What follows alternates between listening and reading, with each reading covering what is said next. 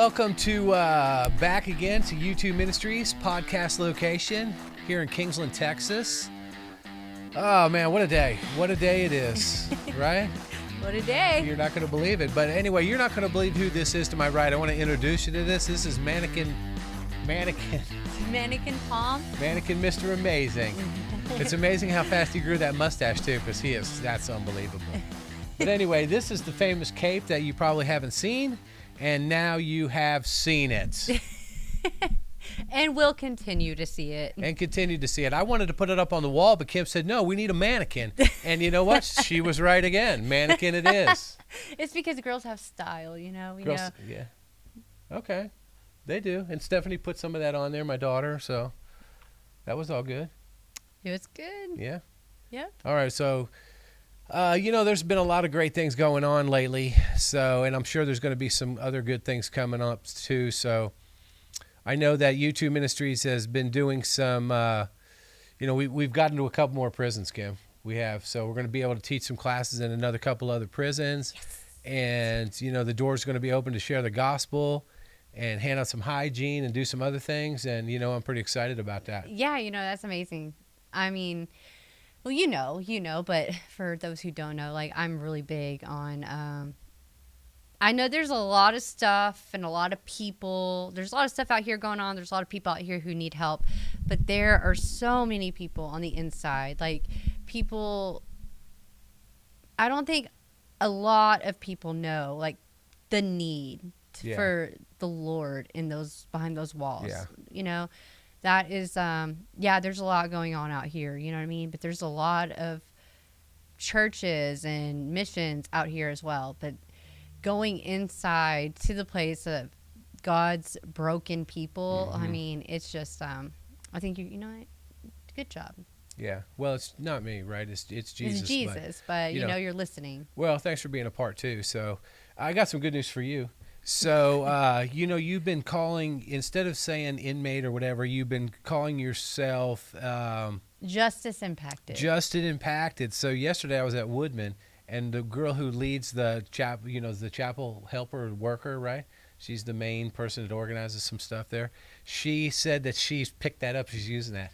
So the guards would say something. She says, I'm a Justice Impacted That's person. Right. So good job, whoever. Yes, that's Miss Wilson. Miss Wilson? Right? So, Justice Impacted. I know. So you know what? She's feeling good about that. Her life's been changing there. She's stepping up. She's teaching a Voyager class now. Good job. And, Praise God, you know man. what? God Praise is so God. good. You know what what? He'll do, how he'll turn someone's life around. Exactly.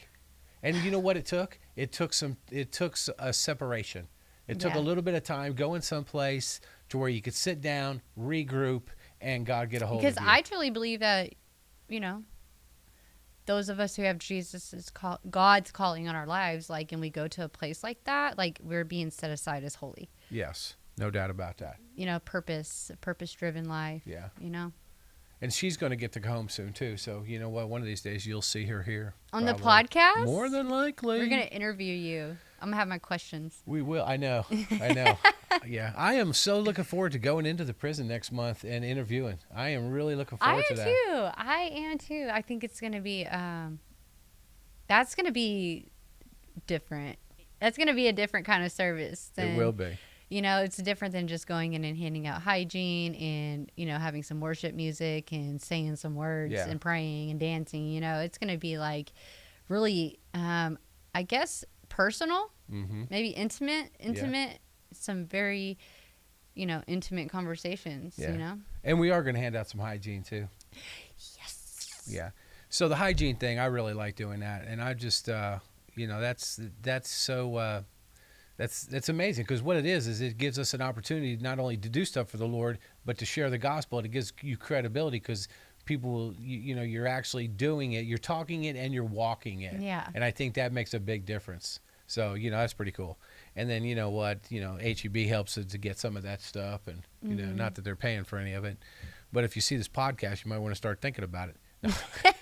But they, they've got it all organized. They just load it up in a trailer. And then, when you go to the prison, there's always people, there's lots of, helping hands. Helping hands Yeah. out there, right? Helping hands. Just get out of the way. I'm like, okay, whatever. Yeah, we'll just unload the truck and load it back up. Yeah. Exactly. Just don't get back in the trailer. Yeah. 'Cause that's going to be weird. Anyway, so I'm Mr. Amazing, and this is Kimberly. And I know we've been introducing ourselves every time, but you know what? Hey, we probably don't have to do that every single time. No, they know us. Yeah, they know us. People who are just joining in just know we're important. Yeah, we're important. Yeah. I don't know if I said this on the last podcast, but we got to go to UT football game, sit in front row. I know, I saw your pictures. Did you see that on the Insta? That's They took an amazing. Instagram picture, and we were on the UT Instagram, whatever it is, Instagram. And there was 19 views, and I thought, finally, we got a view, right? 'Cause we're getting down there pretty close to, single digits, but that's okay. It's okay because like the ones who this podcast is for, they're seeing it, That's and true. God's made a way to get it in there. We were figuring out how we're going to get it in there, and Yeah. He's got it in there. So, Yeah. we're doing it for YouTube, whatever, but in the end, the people behind the walls are who need it. That's true. And like I told you the other day, somebody, Lillian, saw the podcast and called me or texted me and said that, she watched it, the last one, and she needed it. She needed to hear those, the encouragement and the words and motivated her. And you know what? It doesn't matter if you have one view, if it changes somebody's gig or it helps them to get through the day. Because you know what? Every once in a while, you could start to, you could fall backwards into a state of depression or, or your doubt past or doubt. Yeah, it's Yeah. crazy. But anyway, so, that was encouraging for me. Yeah. Right. And it's funny how it happens right at the right time. Because there's I'm starting to get a little like, what am I doing? Then all of a sudden, bam, like this. And you're like, all right, that was quick, Jesus. That was super quick. Don't you love it when He shows up like super fast like that? Like super fast, like boom, boom. And you're like, wow, what just happened Yeah, here? He's like, no. I have you on an assignment. Yeah, exactly. And we're going to Focus. talk about that a little bit today on our saga. Okay. This- He adopted the word saga. I know a saga doesn't really sound right because I don't really know what saga is. I don't know. Saga doesn't sound right, but then either does. Let me get in my dictionary here. Yeah, look on your phone and see what that says. So, anyway, I got some new tattoos. I got my spikes back on today. Feeling pretty good about those. Just as long as I don't, poke my eye out with them. But that's why I got my glasses on. So, a saga Tell is us what a a long saga is. story of heroic achievement, especially a medieval prose narrative to Old Norse or Icelandic. A narrative telling the adventures of a hero or a family. Okay. And I think we're telling a saga Yeah, okay. because we're telling David's story. We are, and plus it's all about Jesus, and he's The number one hero. He's the Number one here. superhero. He you know? is a superhero, Yeah. no doubt about it. Now that you've said that, let me refresh on this Okay. because people are like, why do you call yourself Mr. Amazing? The only thing that makes me amazing is Jesus, Yeah. right? What makes you amazing? Jesus. Jesus. It's not us, it's him that makes us amazing. So you know what? I've decided to pick it up. If he says I'm a masterpiece, why not take it? That's true. It is what it is, right? All right, Kimbo, how was your week this week? My week has been good. I went on my trip and then I came back and went straight to work. And, I'm also in school. So, during my trip, I was doing homework. I got back and I was kind of like picking up, just trying to get back in the swing of things and cleaning my house and organizing and all my laundry. Like, I still had my suitcase. Oh, you did? Yeah. Well, that's okay. But I finally, yesterday, I got off work at 6 a.m. I only slept 3 hours before I woke up. Wow. But I cleaned my entire house, like super Cinderella style. And even made me a nice dinner. I got all my laundry done. And I got to bed early last night. I woke up super early this morning, but I felt refreshed. Okay. I feel refreshed. I have a little bit more energy, because I don't know if it's noticeable on the podcast, but I've just been like super tired and just trying to keep up with the keeping up. But it's been good. My week was good. I had a pretty good week. I think people only notice when you hit your head on the microphone and you go twink. I know that there was one that we didn't put on, but I was watching and I was like, my eyes were closing. I was like, are my eyelashes heavy? What is going on? I do that to people. So if you ever like you can't sleep at night, just plug one of these podcasts in. Next thing you know, you're sleeping like a baby. No, but I did watch half of a movie. I didn't make it through the whole movie. I'm watching the other half this evening when I go home. Father Stew. Have you seen that? I have seen that. It's a true story. Yeah, it's a good movie. Yeah. I watched the first half and I was like super into it, but my eyes are so heavy. But yeah, so I'm into that movie right now. Yeah, that's a good movie. Yeah, I was like, oh my gosh. Well, I'm glad you're having a good week. I am having a good week. Yeah. You got any scriptures you've been working on? I have something on your take 10% of your time to do some. It's not a little. I saved it, but I took a screenshot of it, so I didn't have to go looking for it. You got some new shoes on today. Some different ones. You don't have those prison shoes on. Yeah, I wear my boat shoes. Okay. These are cute. These are cute, right? Right, ladies? They are. The bottoms are dirty. Well, I'm sure you're. I know, but I don't usually go around. See, mine kind of look like Hey Dudes, like your shoes. Mr. Amazing's wearing Hey Dudes, and mine kind of look like that, but they're not. Oh. Hey Dudes. you could put a Sharpie a Hey Dude on there. I'm a baller on a budget. Yeah, it's funny. Yeah. So, something that's been popping up in all the sermons I've been watching, because I watch a lot of sermons whenever I'm getting ready for work. I kind of go to sleep listening to them, and I read. I read my Bible and stuff. And something that's been popping up is there's a part of me that keeps wanting to think about my old self. Because there are things in my life that aren't turning out the way I want them to. Mainly the the stuff with my daughter and me wanting to be a mommy and all that stuff. A mommy to my daughter, not a new mommy. Yeah. No, I as long as we know that that's out of the question. But I've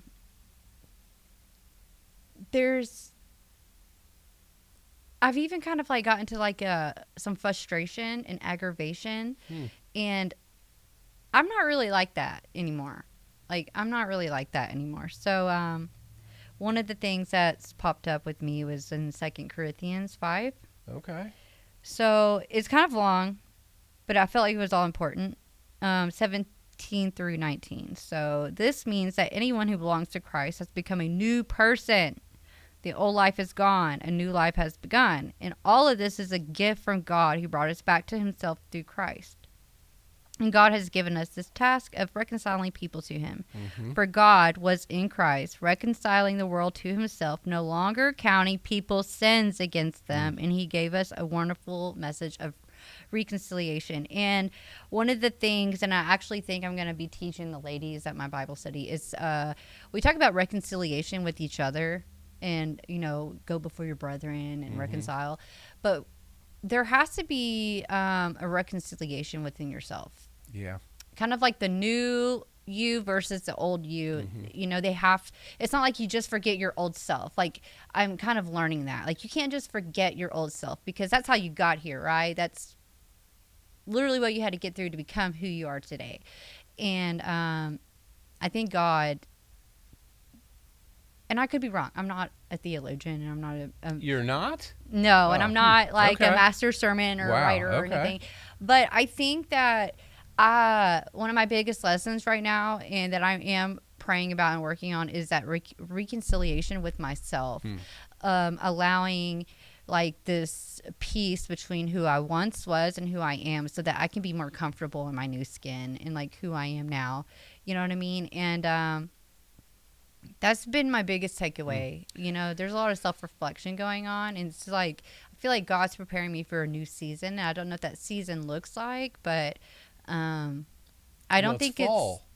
Yeah, look at my sweatshirt. Oh, that's nice. I mean, I know there's Are you ready for Halloween? Yeah. Sorry, I didn't mean to interrupt. Or actually, I did. But yeah, so that was my scripture. That's what's been on my heart for the past week. Okay.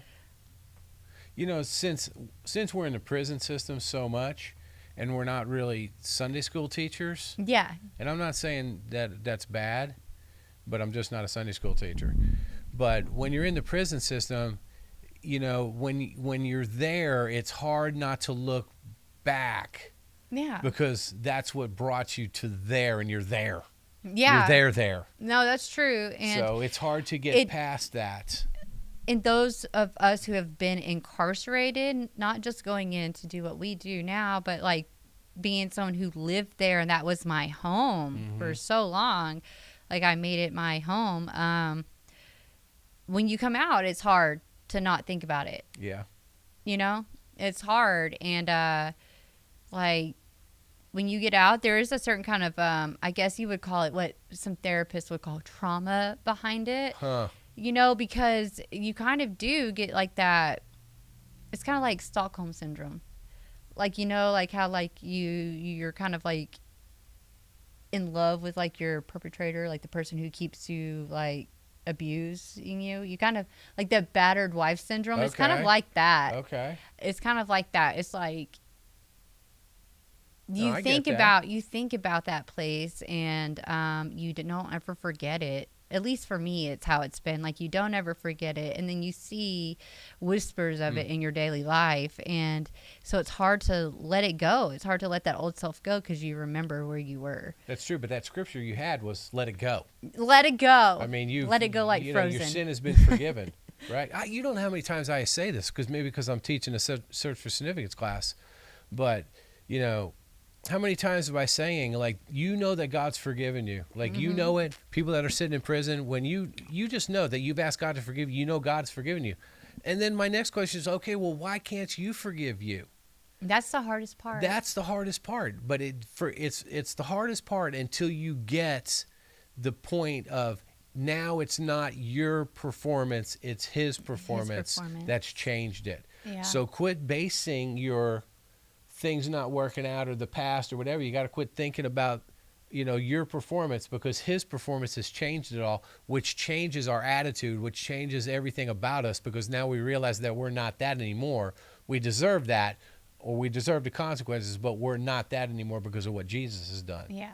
Right? Right. But it's not that hard. It's something you have to work on. Yeah, it's a daily, and it is one of those things like where you kind of have to. And just to be completely realistic for those in prison watching, like, it is a daily battle. Like, you can't just say, like, oh, okay, yeah, this is what's going to happen, and then have a good day and be like, oh, yep, my whole life is turning around. It's turning around. It is turning around, but you're still going to wake up and have, like, those days where you have to put one foot in front of the other, and you have to battle yourself. Yeah. And remember what God has promised you, and remember what God has placed in your heart. It is it comes in waves, I guess. It does come in waves. But then and then when you get out of prison, it still hits you every once in a while when you were going through it. But aren't you glad that you're spending because you challenged everybody. It wasn't, I didn't challenge everybody, that was you. The 10%. The 10%. But now that you're spending more time with the Lord, now you're going to the Lord when it happens. Absolutely. Instead of because a lot of times people, they don't know the Lord, they go back to the same old stuff that brought them into disaster in the first place. Yep. But now when you're spending time with the Lord, now you're going to the Lord because you realize, I think when you think that God's blaming you and condemning you and all these other things, but then when you know the Lord, you realize that he's not doing those things. Yeah, so you go to him. That is a fact, right? Because I used to do that, right? And why wouldn't I? Because look at my backstory. But I have not caught myself just thinking that God doesn't love me, or God's blaming me, or God's holding something against me, like I'm being condemned still. I don't feel that anymore. I know that is definitely a me thing. Yeah. And one of my biggest prayers is like, God, I personally cannot figure this out, and I'm going to need some help. Yes. And I know you said last week that you get mad, or maybe 2 weeks ago, I don't know, they all kind of running together for me now. But you said something about sometimes you get mad at me. And I'm like, what? Because I'm saying stuff like this, right? I say stuff like, I know you want your daughter to be a certain way, but she's a teenager, right? And I'm going to tell you, man, again. Because you're like, don't worry. I'm like, I know, don't worry, because because like teenagers are just, I'm not saying all teenagers are stupid, but I haven't met one yet that's not. Yeah. Right? And I don't really mean stupid, because No, there's, I know book what you smarter, mean, this and that. though. But, they still haven't lived, a lot. Yeah, So they they need some don't have life the experiences. experience. So they may be looking at their parents a certain way, but then when they become parents, now all of a sudden they realize, wow, I didn't realize it was like that. And then that's going to happen with you too. But even in our story, the saga about King David, you know what? God told him, or God knew, or he got Samuel to knew the new king was going to be, and it was going to be David. And he was just a little kid, and he doesn't become king for like 20 years. Mm-hmm. So that's a long time to wait. Yeah. And I'm not saying you have to wait 20 years, but even if you have to wait a few more years, it's going to be worth it. Yeah, it is. Because maybe it's not so much. Maybe it's like, you have to have faith and stuff like that. Because, I still got, I should have called one of my kids this week. And I was thinking about it too. And I didn't do it. But I'll probably wind up doing that next week. But, sometimes sometimes it's not really you. Maybe it's your kid that has to go through some things before God pulls it together. Right. Yeah. And then, but I know you're hanging in there, and I know that you want those things. And I think that's great that you want to be the mom and that, because you know what, that's probably a pretty cool deal, but it's coming your way. Yeah, it is. It's coming your way. So thanks for digging into your Bible and sharing, because not only are you going through that, just think how many women or guys that they want their kids but their kids, you're in prison. Yeah. And then how many times have I heard, is God going to be able to reconcile it? Is God going to be able to, are they ever going to forget it, or are they ever going to? He is. Right? He is. He just has to do some work first. Yes. So let me give you a story.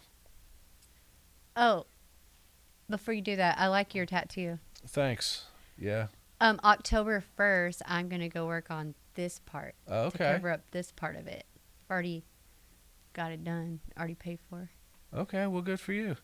This here's removable. But yeah, it's mine okay. won't be removable. Mine's not going to be. Mine will be removable. I am sticking to the outer space theme, though. Is it? Yeah. Well, I could wear long sleeves, but whatever. I'm not going to. Okay. All right. Let me give you a story. Okay. So somebody might get a grip of this. So we used to hand out children's Bibles to inmates. When the inmates would send us a request, we would get their kids' children's Bibles. They'd have to put their names, ages, and where they lived. And one particular, it was a Sunday, I believe, that Debbie and I, my wife, we took a Bible to Austin, and we were in an apartment complex, and we walked straight up the stairs, and the door was right there by the steps, and we knocked on the door, and somebody came out and said, hey, so-and-so wanted to get their son a children's Bible. Anyway, the guy was super cool. The kid came out and, got the Bible, and he was like, thank you. Like, okay. And then we said, all right, see you later. So my wife and I, we walked down the stairs, and just as we get to the bottom of the stairs, the man opens the door again, and he says, hey. And I'm like, what's up? Right? I'm looking up the stairs. What's going on? He said, hey, my son wants to say something to you. I said, okay. And he says, hey, can you tell my mom that I love her? And I said, yeah, man, I can do that. I can do that, even though I'm not really supposed to do that. But I didn't really come out and tell her just right out that it was her situation. But sometimes when you're in prison, you think that your kids could be mad at you. There's no doubt about that. But, your kids, even though they may be mad at you or they miss you or this and that, they're holding grudges, they still know that you're their mom. They still know that you're their dad. And you know what? They may not speak it right then, but they do still love you. Yeah. So when I went and saw my daughter, when I went to my trip to Yancey and I saw my daughter, like when you can see something on someone's face and it's kind of like, they just kind of show it all.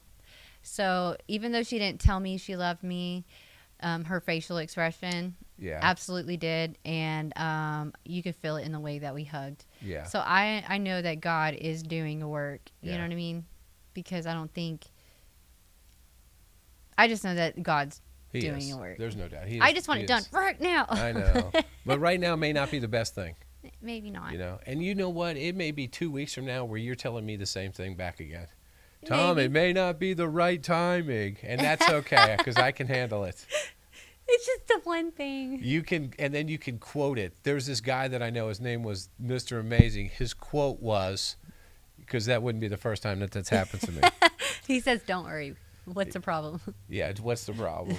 So something that I've been working on this week. Not only have I been working in Solomon, but I went back a few chapters, and we're going to talk about this here in another couple weeks. But the Israelites, they wanted certain things that instead of trusting God, they wanted to trust in a king. Mm-hmm. And God's like, I'll let you do that if you want, but here's what's going to happen if you do. And they said, okay. And you know what? I know that they probably regretted it. Yeah. But I was thinking like this whole week, how many times am I want something and God's like, that's probably not going to be the best thing for you, but if you want that, you can have that. And I'd rather trust God in everything than I would trust in my situation. Absolutely. Right. So I've been kind of like, God's been kind of convicting me about that. Quit thinking about your situation. Am I in control or do you want a king? Right. Am I in control or do you want that to be in control? And I really want God to be in control. So. Yeah. That's okay? And That's that's probably going to go into what we're going to talk about today. I think it's good. I know we kind of went through some, and that's really good. And something that's been crazy for me is, a sidebar before we go into our chow time. I remember going into the prison and they always had count time, right? They had count time like, it seemed like once every hour, but it wasn't that. But it was like every 4 hours or 5 hours. And then during the holidays they had the double count. And I remember saying, why were they doing the double counts, right? And then, like, that's ridiculous. And then somebody told me as well, because in the holiday season, people get depressed. And then I thought, wow, maybe that's not a bad idea. Maybe the double count is good. So anyway, I know that that's one of those things that everybody gets frustrated with is the count time and the lockdown, because last week Woodman was on lockdown. Ugh. And then one of the ladies said something about, eating Johnny's. And then one of the guards said something, yeah, I'm tired of making sandwiches. I'm like, well, how hard are sandwiches to make? It seems like sandwiches would be easier than a full meal. And she says, no, it's not easier. I said, well, how come? She says, well, first of all, there's 1,000 sandwiches, and everybody gets 2, breakfast, lunch, and dinner. Yeah. And I'm thinking, wow, wait a second, man, that's 6,000 sandwiches. And I'm thinking, let me take that back. Yeah. That's a lot of sandwiches to make That's in a lot one of day. bread just sitting in your stomach because you're not doing anything during lockdown. You're except laying on your bed reading. Yeah, but not only that, but you still got to spread that's a lot of sandwiches to make. They're not spreading anything. Okay, well, whatever, but They're still. Yeah. right in the middle. But yeah, and then I'm thinking if I was an inmate, I wouldn't eat peanut butter, which I don't eat peanut butter and jelly anyway, hardly at all. But I wouldn't eat peanut butter and jelly for the rest of my life after that. So I said that. I said I was never going to eat it. But I'm telling you, there's some peanut butter jelly sandwiches I've eaten since I've been out. They're pretty good. Is that the ones with the no crust around them? Is No, that the ones I you mean, eat? I got to pick out my own jelly, and it's not like, oh yeah, depending on like, it's not pink. yeah, and I got to do my own peanut butter, and I like the crunchy peanut butter with the peanuts in it. Okay, So, that's good. And I could fry it. You can? Yeah, you can fry like a fried peanut butter jelly sandwich. Okay. Put some bananas on it. It's super good. Yeah, never do that either. Okay, well, whatever. I guess that's okay. So, I've eaten ramen noodles too, ladies and gentlemen. I was changing that up just a little bit. So I do have some other good news. A couple podcasts ago, there was this lady who was thinking, well, I'm not going to be able to get into a halfway house, and it's almost time for me to go, blah, blah, blah, blah. Yesterday, guess what? She got in one. Really? Which one? She got one in Abilene. Oh. Anyway, she was super happy. I got in it. And Congratulations. And I told the other girl, I said, is she going to apologize for hitting me in the arm? Because she hit me in the arm. Oh, you're a big baby. Well, I'm not a big baby, but I need an apology here. right? She probably doesn't even remember. I knew it. I knew it was going to happen for her. And she did. And I was trying to encourage her, like, just relax. It's going to happen for you. And she was freaking out. So anyway, I'm glad that it happened for you. Yeah, quit freaking out. Congratulations. Yes. So don't listen to him. And don't listen to me. Right? Yeah. And then we got to go to I don't think we talked about this on the last podcast. Went to go to San Saba a couple Saturdays ago, or maybe it was last Saturday. Was it last Saturday or 2 Saturdays ago? I don't know. I can't keep up with you. Anyway, so and then one of the guys gave his testimony, right? And that just blows me away. His name's Kurt. Hi, Kurt. Yeah, Kurt. So if you're going to watch this podcast, Kurt, you know who might watch this? Kurt's old lady. Hi, Kurt's old lady. So I think she actually, we have like 73 subscribes now. Oh, because Kurt's old lady? I guess so. So anyway, Kurt says, well, you don't even know my name? I said, yeah, I know your name. Your name's Kurt. And he was like, I can't believe you know my name. I'm like, well, dude, of course I know your name. But I thought, was his name Kurt or was it something else? And I asked somebody, I said, is it Kurt or is it, something else that sounded like Kurt? Because I wasn't sure which one it was. So I told him, I said, dude, I thought it was between this and this and this. So I did ask somebody. So he's like, well, that's okay, right? You were close. I was close. Anyway, he did a really good job. And it's amazing to me the impact, a grown man who's not, he's not a little guy. Not that he's fat, but he's not, he's a tough dude. Yeah. So he gets up there and he starts sharing his story about Jesus. And then how he became a Muslim. And then he was in prison as a Muslim too, right? Mm-hmm. And, I'm thinking, wow, man, that seems tough to say. And anyway, one day he said that he just cried out to Jesus. And Jesus answered. And he said after that he knew he needed to be a follower of Jesus. So because in the Muslim thing, it's a little bit different. Jesus is just a prophet. Yeah. So anyway, he wound up getting baptized, and then he shared that. He shared all about that, and I was really proud of him. I said, way to go. And I told him, I said, way to go, Kurt. When Kurt gets out, I told Kurt, I said, when you get out, you need to be on our podcast. Yeah, for sure. Because we need a guy's point of view every once in a while too, right? Oh, I mean, not just my point of view. You feeling bullied by the women? No, I'm not feeling bullied.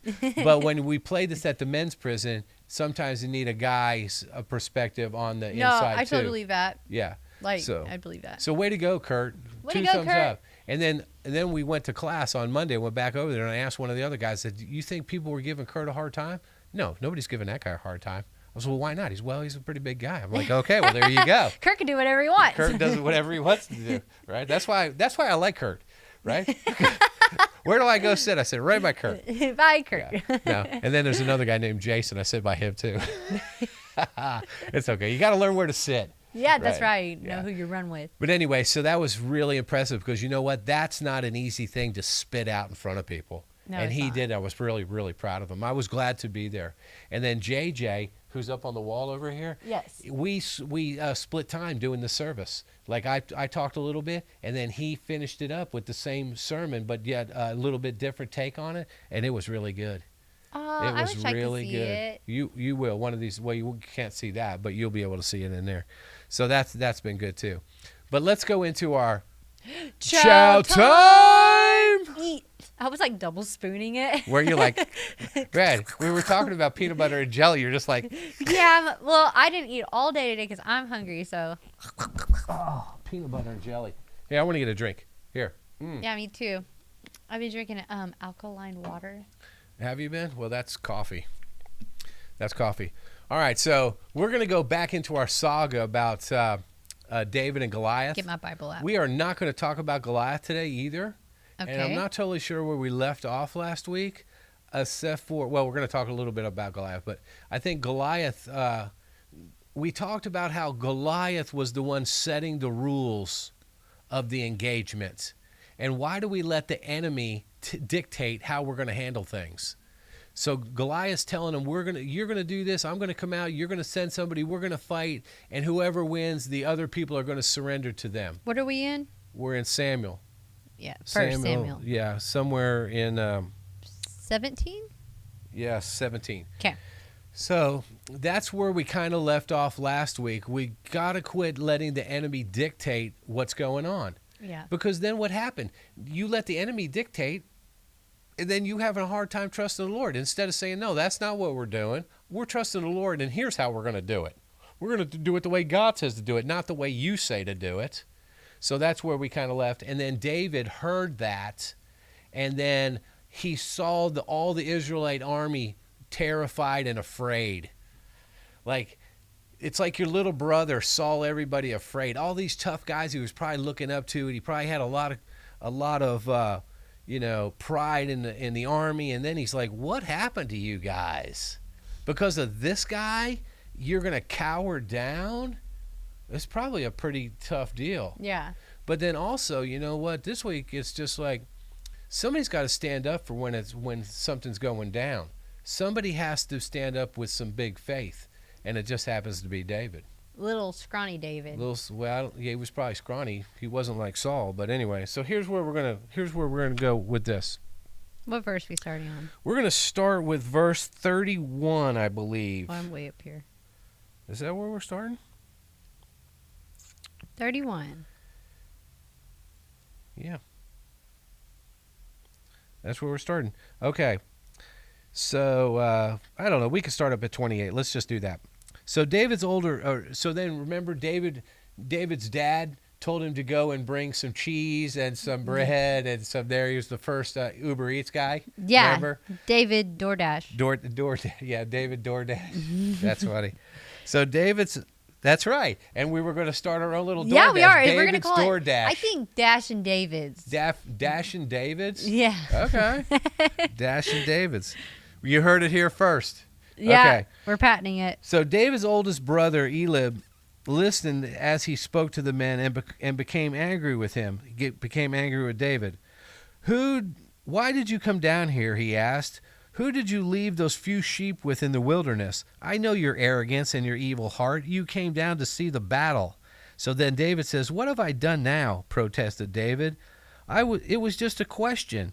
He turned from those beside him to others in front of him, and he asked about the offer. The people gave him the same answer as before, which we're going to talk about that probably another time. What David said was overheard and reported to Saul, who was the king. Mm-hmm. Okay? So he had brought David to him. David said to Saul, so you got to remember, David's just a young kid here. He's probably I see he's in high school. Probably a teenager. Probably 12, right? 12, maybe 12, maybe 13. Who knows? Maybe he could be 15. He's still young. You know what 12-year-old boys look like? They're all scrawny and weird looking. Yeah. Well, I don't know about their weird looking, but yeah. So he's in front of Saul. So it may be he's not even intimidated by that. So David said to Saul, "Don't let anyone be discouraged by him." So you got the king here, which Saul's not really that old either. Saul's probably, he's younger than 30 here. Oh. So, he's just a kid himself compared to me. So don't let anyone be discouraged. So the whole army was terrified. And David's talking to the king and said, hey, don't let everybody be discouraged. It's going to be okay. Usually the old guy's saying it's going to be okay, not the little kid. But then again, little kids, man, there's something about little kids that are just pure in heart. Yeah. When a little kid's telling you don't worry about it, you might want to listen to that. Yeah, they have a lot of faith. Because I know, but you don't really see that very often because a lot of people dismiss little kids. Okay, so don't let anyone be discouraged by him. Your servant will go and fight the Philistine. Like what? Sure you will, right? I mean, I can just see that. But Paul replied, you can't go fight this Philistine. You're just a youth, and he's been a warrior since he was young. How many times in our lives, ladies, gentlemen, that somebody, you want to do something, God's called you to do something, everybody else is afraid, and they're saying you can't do it. Yep. So what it says, you can't go fight this Philistine. He said, you're just a youth, and he's been a warrior since he was young. So not only can you not do it, here's the reason why you cannot do it. Look, I have said this a million times, just not on the camera, is when you are in prison, when you get out of prison, there's always going to be somebody telling you you can't do it. Yes, there are. And there's always somebody who doesn't want what's best for you. There's always going to be somebody talking down. There's always going to be somebody saying, oh, you can't do that. You can't do that. You can't do that. You can't do that. Always. And how are you going to handle it? You're going to handle it like David, or are you going to handle it like the Israelite army? Just like, oh, yeah, that's right. Now that you've told me I'm too young, that I'm not a warrior, yeah, I better just back off and not do it. If David would have said that, he never would have been the king of Israel. He never would have filled his purpose. And the Philistine probably wouldn't have been defeated. And they would not have been defeated. They would have been taken over. They would have been taken over. There's no doubt about that. So in your life, look, I'm going to my phone. Why? Because somebody's calling me. No, they're not. They're not calling me. I just have something that I want to share with you, and I know I can actually look this up in my life. Okay, or on my phone. So there's always somebody telling you can't do it. Yes. Right, Kim? Right? Yes. There's always been people in my life telling me I cannot do it. Yep. This podcast, nobody ever told me I couldn't do this. But you know what? There was people telling me that I can't feed people. There's people telling me that I can't, I can't do this, and I can't do that. And then other times there's people looking down at you say, well, if you think you can do it, go ahead. Like sarcasm, like they don't think you can. I had people all of my life tell me, I'm going to run you out of business. I'm going to this or that. You're never going to be able to blah, blah, blah, blah, blah. And you know what? I just never fell for any of that. I just never did. So there's always going to be somebody telling you, you can't do this. Yeah. Yes. Now, there's going to be some people that are going to tell you you can do it. Oh, yeah. There's no doubt about that. You're going to have a couple cheerleaders. You're going to have some cheerleaders, right? No different. Kathy and Dennis, they watch the podcast. They're always telling me how thankful they are and how impressed they are with you, and they're so proud of you. Yeah. You know what? They want you to win. You're always going to be a winner because you got Jesus, but they want you to succeed here. They want you to, go to Disneyland. They want you to keep your job. They want you to get a nice car. They want you to keep living your life and sharing the gospel. So there are people that are good cheerleaders, right? And you know that because there's a lot of people in prison that volunteers that are always wanting the best for you. So there are those people, right? But I'm just saying, you go back to your own hometown, and there's going to be people there that are going to be saying all sorts of stuff that you wish they wouldn't have been saying. Yeah, no, that's true. That is true. Look, I'm right again. I'm not. Oh, gosh, it's not happening very often. Tallies. I know. Well, it's like 3 weeks in a row, so I'm really kind of surprised. Okay, so it says, "Look how many times you failed." Yes. Now, in this particular story, he's not telling David how many times he's failed, but in your life, has there ever been anybody, people telling you, like you get out of prison and say, well, look, you've already failed. You're not going to be able to do this. Oh, yeah. Or you know what? Something that you said recently was people still looking at you from the past. So they're already looking at you like you're never going to do it, even though you've changed. Yeah. People looking at you like you're, 15 years ago. Well, a lot of times passed in 15 years. Yeah. But, I've had two like real experiences and things that were said to me that it's kind of like that. It's like that. Okay, so one person that knows me from my past, like they never said it to me directly, but they've said it to others, about how, basically it's like a show. It's not going to last. Yeah. It sounds good right now, but that's not how it's going to end up. And I mean, I'm still kicking, But I've had you'll like this one. I've had there is a work re-entry. They help you jobs for stuff. And whenever I'm super transparent about my convictions that I have and my charges. And one of the biggest things that a professional in a re-entry program has said to me is and they teach you about like job skills and stuff, told me your best bet is to find a good temp agency because they're not going to want someone. It's going to be really hard for me to find employment. Yeah. Wow.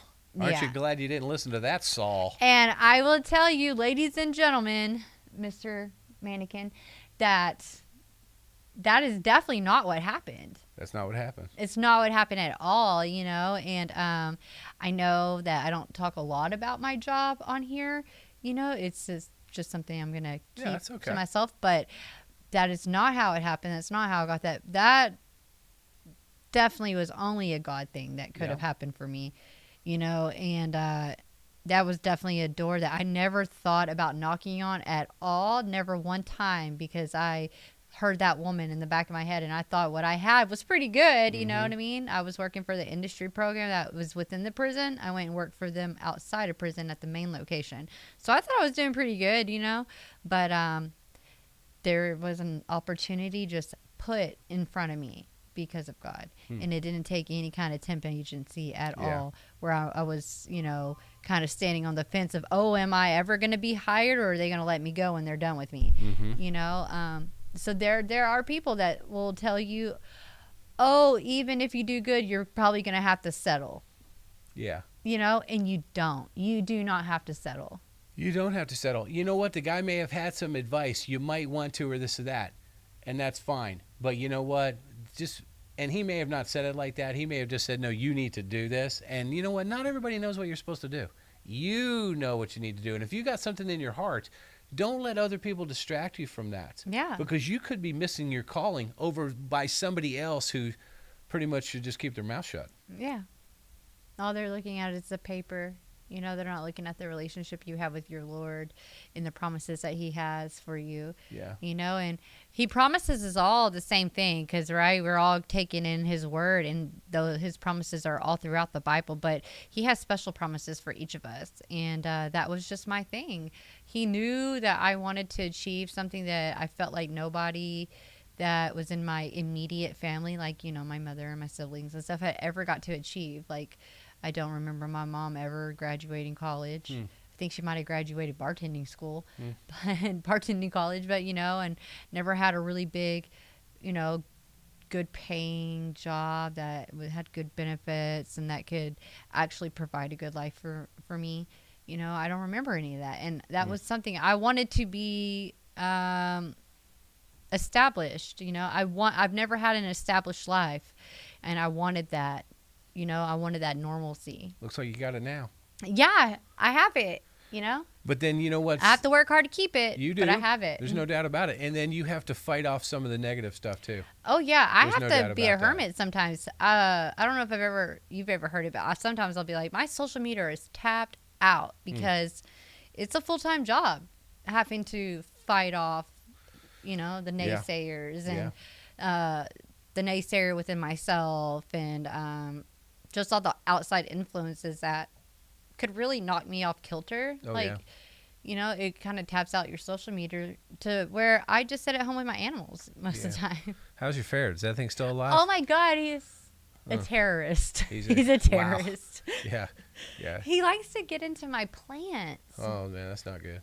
Yeah, so I'm having to rearrange my house so that I can keep him out of my plants. Sorry I asked about him. Okay. I'm gonna bring him on here and let him play with that plant. You can do that. He can play with that one. Yeah. Let me say a few more things about this. Yeah. Okay? Go ahead. So, is there something? There's something wrong with you? No, there's not. No, not you. Oh. But like what happened with Saul, or maybe there is something wrong with you, right? I think there is. No, this doesn't have anything to do with Saul. Like, there's something wrong with Kim, right? Yeah. So go ahead and wink if you think that's the case. You see how fast that went? No, there's not. That's funny. So anyway, what does Saul say? He said, "You can't go fight for the Philistine, right? You're just a youth, and he's been a warrior since he was young. So there's something wrong with you, David.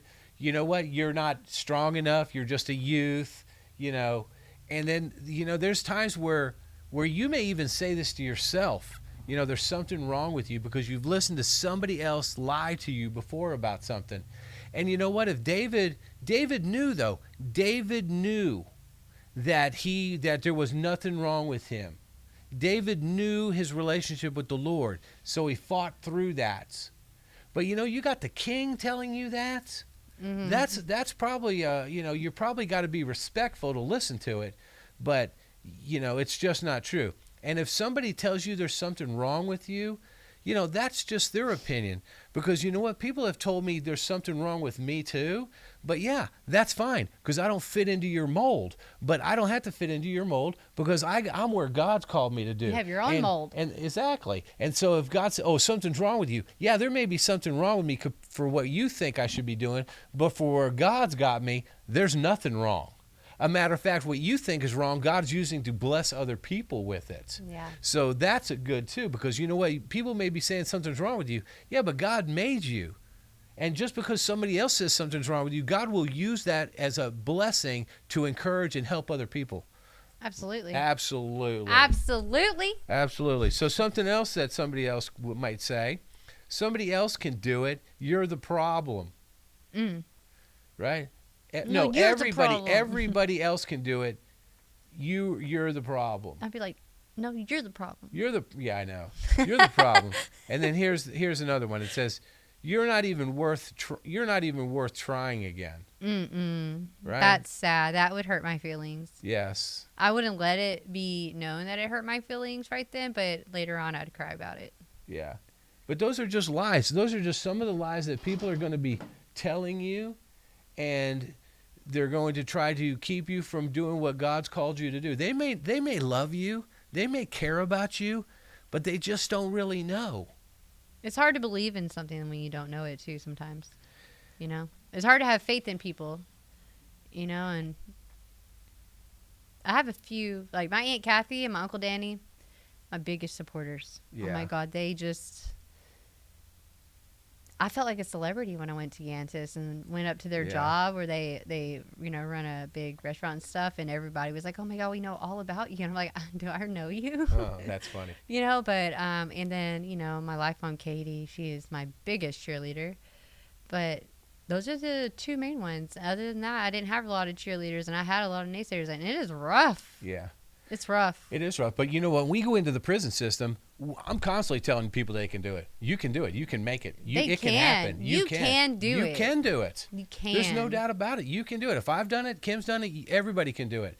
You just have to, you really just got to stay focused on the Lord. Yeah. I was talking to another girl yesterday, and she said, when I get out of here, I'm just going to take care of my kids. I said, I know you say that, and I'm going to do this and this and this. I said, I know, but then there's the guy. He said, I am not doing that. I am going to focus on the Lord and my kids. And I'm like, all right, I hope that you do. And then wait for God to put somebody in your life if that's the case. Yes. Don't get me wrong. Focus on your kids. That's important. But you got to focus on yourself first. Yeah. And then there I am telling somebody what to do. I was just encouraging them that you can make it. You can make it by focusing on yourself first. I'm the opposite of what Saul's saying. I'm saying you want to fight the giant? Go for it. You want to fight the giant? Way to go. Right? Because guess what? When you conquer that giant, who's going to be there going, yes, I knew you could do it. Yeah, absolutely. Yes? Yeah. Okay. So a couple more things, and then we're going to roll. Okay? Roll out of here. So Saul says that you can't do it, David. You can't go fight this guy. You're just a youth, and he's been a warrior since he was young. So David answers Saul. So here's how we need to handle this. Your servant has been tending his father's sheep. Whenever a lion or a bear came and carried off a lamb from the flock, I went after it. I struck it down and rescued the lamb from its mouth. If it reared up against me, I would grab it by its fur, strike it down, and kill it. Oh, that is not a lion. That's a turkey. I know, but I do have a lion in there. I'll bring that one of these days. Okay, so mountain lion. Just relax. But I did shoot it. I didn't grab it by its fur. I'll promise you that. Okay, and strike it down and kill it. Your servant has killed lions and bears. Oh, my. So guess what? And he says, this uncircumcised Philistine will be like one of them, for he has defiled the armies of the living God. David knew it wasn't about him. It was about God. And you said something, you defiled the Lord? I don't think so. That's not going to happen. I'm going to do something about that. That's some strong faith. Right? That is some strong faith. And so then David said, the Lord who rescued me from the paw of the lion and the paw of the bear will rescue me from the hands of the Philistine. So Saul said to David, go, may the Lord be with you. So I don't know how Saul, if that was sarcasm or not, But, here's how we need to handle the situation. When somebody tells us we can't do it, we need to go back and look at our past and say, wait a second. God, people said I couldn't do this, and I did this. Mm-hmm. People said I couldn't do this, and I did it. People said I needed to do this, but no, God rescued me from there. So we go back to the experiences of where God had taken us out of those things, or what God has done for us, or what God's doing now for us. And instead of looking at it like somebody else says you can't do it, we need to say, well, no, because there was a time where God, I had already done these things. And I could do it again. If God got me through that scenario, he's going to get me through this scenario. Yeah. If God got me through county, he's going to get me through the prison. God got me through prison, he's going to get me through this real world. If God's got me through the prison, he's going to get me through this. Exactly. People are like, oh, you don't know. So you don't know. And then you know what? When you tell somebody they're not going to make it and they come back and say, oh, really? The reason I'm not going to make it, I'm going to make it because I went through this and this and this and this and this. This is where God rescued me. This is where God set me down. This is where God changed my life. And if God did that for me then, he's going to do it for me now. So just get out of the way. And then if somebody says that to you, you're like, okay, man, may the Lord be with you. I'm good with that. This guy. Right? Riled up. Well, I am riled up because that is great. That is great. David remembered what the Lord has done. And then for me, the Lord does so much. That's probably why I should journal, because I forget all the stuff that God's got me out of. Yeah. But God's got me out of one thing after another thing after another thing. So when the next thing comes up and somebody says, oh, that's too big for you, I say, nah, just move out of my way, man, because I got the Lord on my side. Yeah, it's not even my battle, it's the Lord's. It's not even mine, right? So that's what I have for today. You know what? I like that. So, you real passionate about it. Well, I've been working on it for a while, but it's so true. It is so true. It fits with the prison system. It does. Right? You girls or you guys, has God not got you out of some jams? Yeah. Right? You remember when you were into drugs and you asked God to get you out and the sheriff came knocking on your door? Yeah, you may think that was a bad deal, but God came to your rescue then. You don't think that God's not going to come to your rescue now? He's going to. We need to remember those things. But it's not like we just can't not be trying to follow God and not loving God and all that. And then he'll still come pull you out, but to get all the rewards, you've got to dig deep. But David was focused in. He was locked in on God. David was given more than his 10% of the Lord. He was focused in. So when somebody was defiling the Lord, the other guys looked at the giant as in their own way, where David was looking at it through the eyes of the Lord. Yeah, because he was so in tune with God. What did David do? He was seeking the Lord. That's right. He put God first. He called upon the name of the Lord. I mean, he looked at it from a different perspective. That's why it worked out for David. That's right. Yes. And so I'm encouraging you today. It can work out for you. Put your trust in the Lord. Know that God's already rescued. There's no way God rescued you all those years to get you here to drop you. That's just not the way he does it. If he rescued then, he can rescue you now. Yeah. Right? And you're right. If he got you out of county and he got you out of prison, wow. Then he can get you through real world. He can get you through the real world.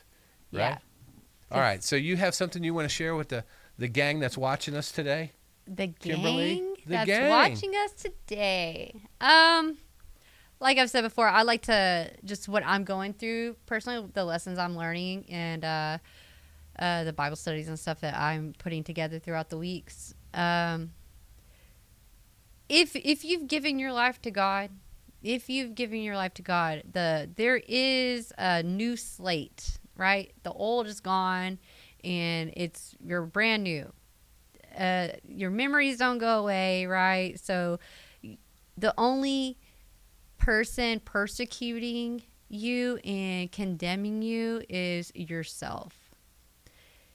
It is okay to forget the former things and to forgive yourself. Mm-hmm. You don't have to keep beating yourself up because you made some really bad mistakes, no matter how big or small.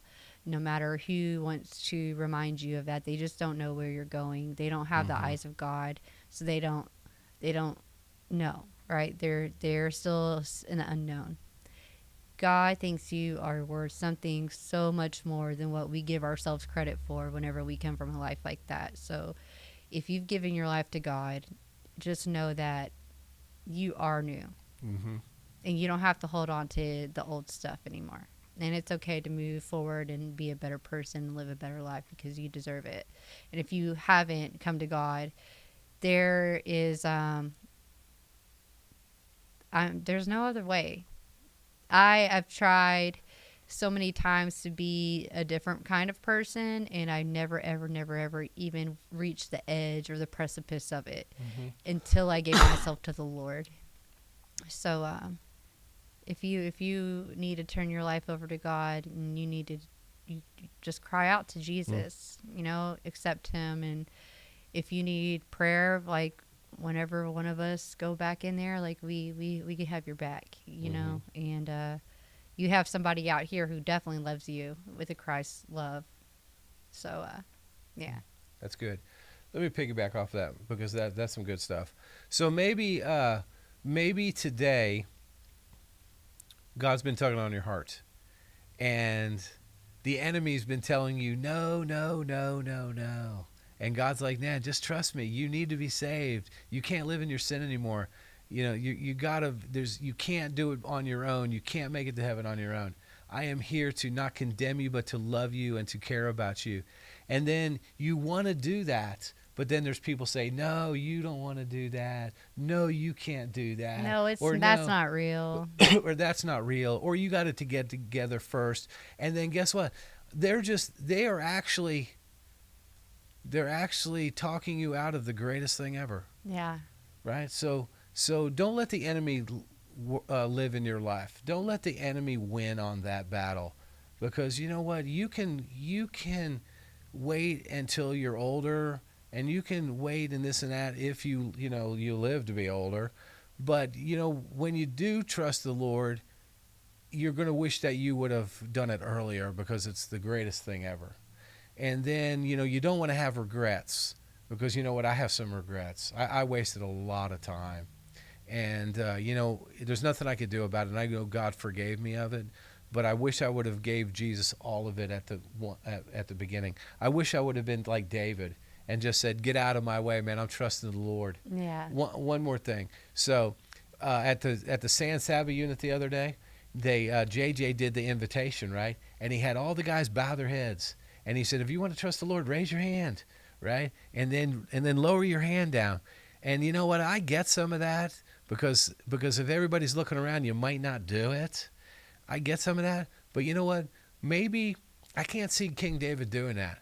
I don't see him bowing his head, looking to see if anybody's looking at him, because that's the enemy saying that. No, man, I want to trust the Lord. I don't care who knows about it. Yeah, well, he did do a lot of psalms, so I'm sure he jumped and sang with praise and danced before the Lord. Yeah. Says it all the time in the Psalms. David danced before the Lord in praise.